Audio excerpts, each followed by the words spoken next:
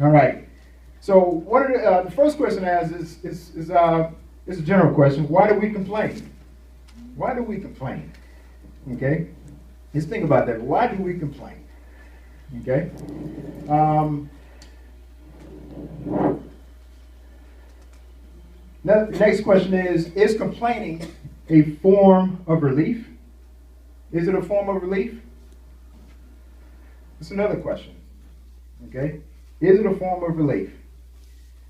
Next question is, the third question is, what are we saying or doing when we complain? What are we saying or doing when we actually complain? Okay?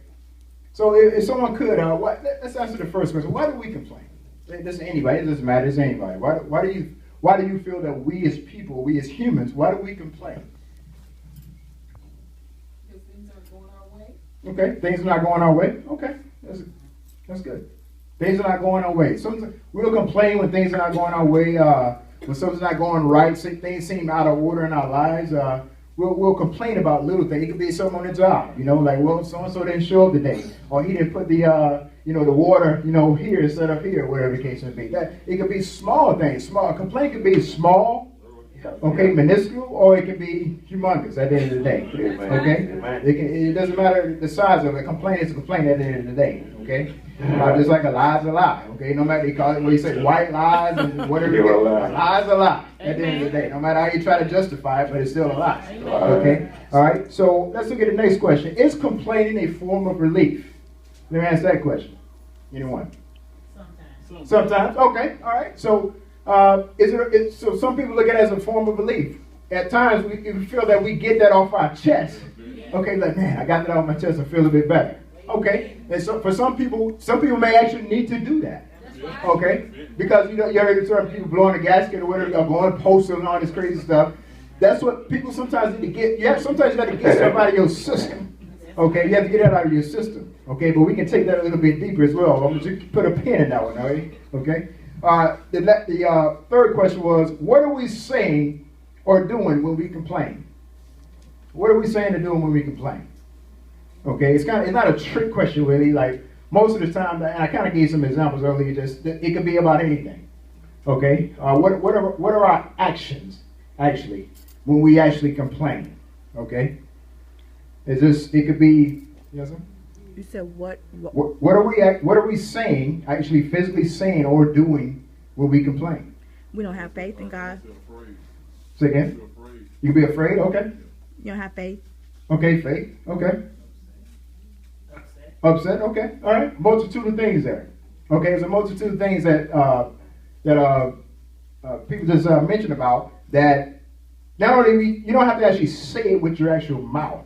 Okay, because you can be saying something non-verbally at the end of the day, amen. But a lot of times we say stuff non-verbally, okay, that actually sends a message to someone else at the end of the day. So it's like I said, it wasn't really a trick question, but you got to look at the word saying.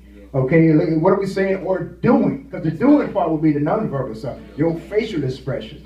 Okay, that can be a form of a complaint at the end of the day, amen. Okay, so you have to be ready. You walk up to somebody and somebody says something to you, and you get that crazy look on you, and like, oh man, that means you don't agree with that in some type of way at the end of the day, okay? So you have to be very careful.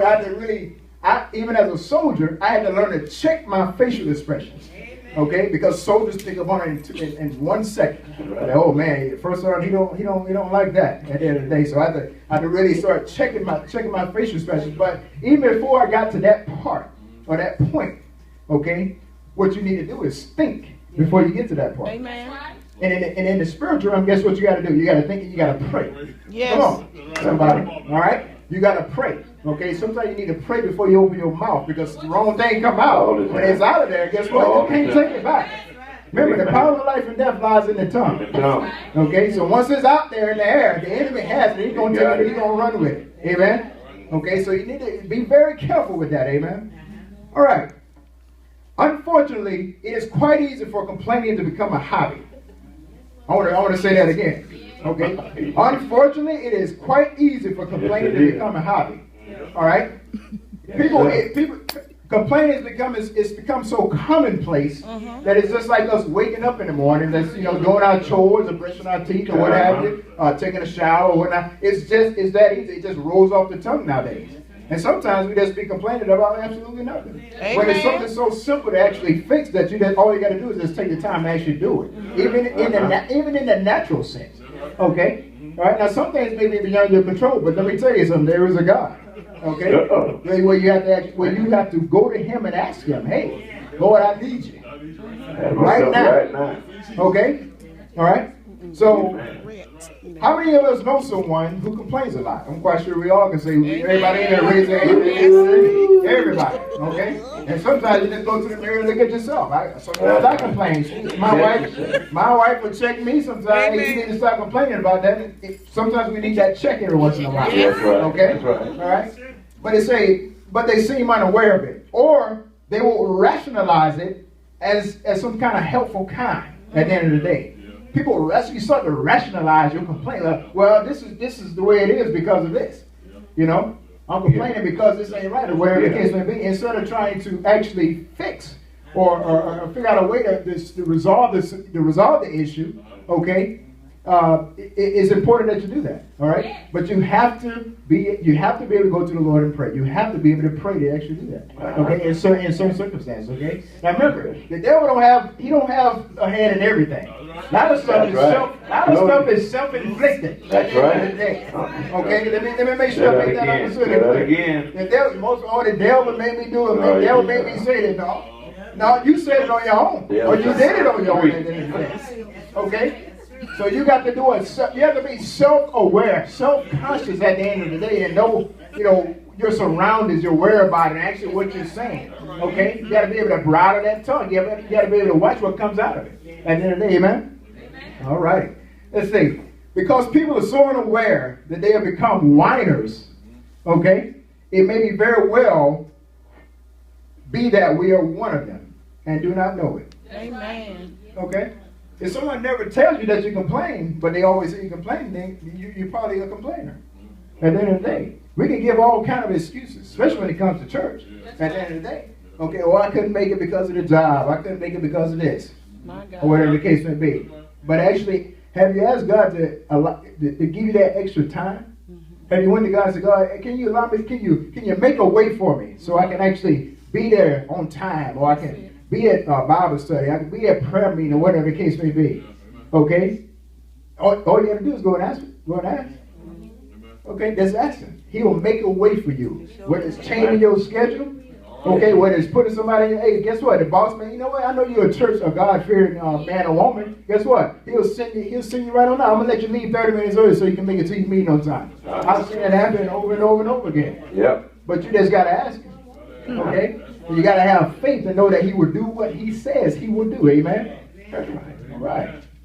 Okay. This is dangerous because not only does complaining suck the joy out of your life for us and those around us, it portrays a view of the world that is contrary to God's intention. Okay? God didn't intend for us to complain. He didn't design us in that way. Okay? All right? That was messed up when in the beginning, right? When Adam, right? What did Adam do when he came to the garden? Well, so-and-so made me do this right here. Well, Eve made me do it. That was the very first complaint known to man right there. Somebody with me there on that one. That's the very first complaint. The very first one. Think about it now. So it ain't nothing. Complaining ain't nothing new. There's nothing. You always say there's nothing new under the sun. That isn't true saying. There's nothing new under the sun. Whether from complaining, homosexuality, you name it, it's nothing new. It's all right here in the book. It's in the book. Yes. In the book. Okay? All right? So that was the very first one. So, true. We live in a fallen world where sins abound and bad things can happen. We all know this. To acknowledge that on occasion is not to be a chronic complainer, but to focus frequently on the fallen aspects of the world and not on the glorious aspects of God's creation is a slap to God's face. My God. Okay? So you have to be careful. You have to be careful of how you sit back and you complain like, man, everything is bad and everything is happening. Okay? A lot of things, we're not going to understand a lot of the things that's going on in the world, especially nowadays. And as you see, things are getting worse. But I'm telling you, God has a plan.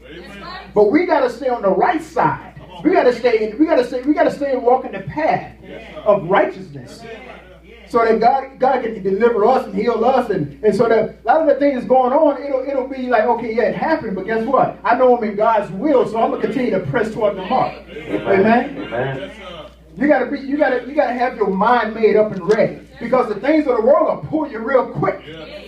They'll suck you right on in real quick, and especially now with the technology and everything, it'll pull you right on in there. That's right. Okay. So you have to be careful. I'm telling you, your prayer life has to be good. Your prayer life has to be excellent, not just good. It has to be excellent. You have to be in continuous prayer. We all must pray for each other. We must continue to uplift each other, encourage each other, all the way around. Okay? Continue to be in fellowship with one another. Not talking about one another, not complaining about one another. We have to continue to do those things. Yes. Amen? Yes. Okay?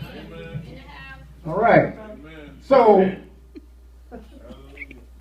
it is like looking at beautiful painting that needs some cleaning and restoration, discussing the dirt and knowing the art at the end of the day. Okay? There's just an example, like you look.